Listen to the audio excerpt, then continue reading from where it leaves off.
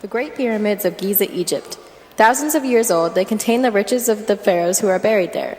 One pyramid, the tomb of Khafre, once contained the most well-preserved artifacts of the pharaoh ever discovered.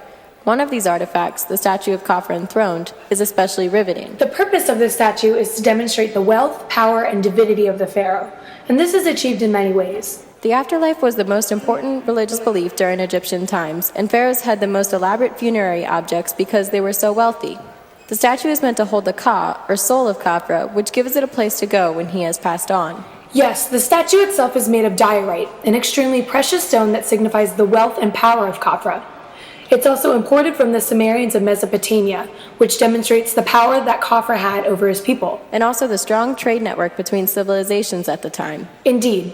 Khafre himself is very idealized. He's expressionless, but we know that this statue doesn't represent what he actually looks like, because he's being portrayed as physically stronger and more attractive than he actually is. Which is important because it reinforces his divinity as a pharaoh. As is standard with the canon of the Old Kingdom, Khafre is sitting rigidly. There's no negative space in the sculpture. He's completely attached to the rock he's sculpted from. Khafre is wearing the royal false beard and linens, further emphasizing his divine right to rule. The papyrus and lotus flower on the side of the sculpture are the symbols of the northern and southern kingdoms of Egypt, which were united under the Old Kingdom. The presence of them on the statue means that Khafre was the divine leader of both. And my personal favorite aspect of the sculpture is the falcon behind Khafre's head.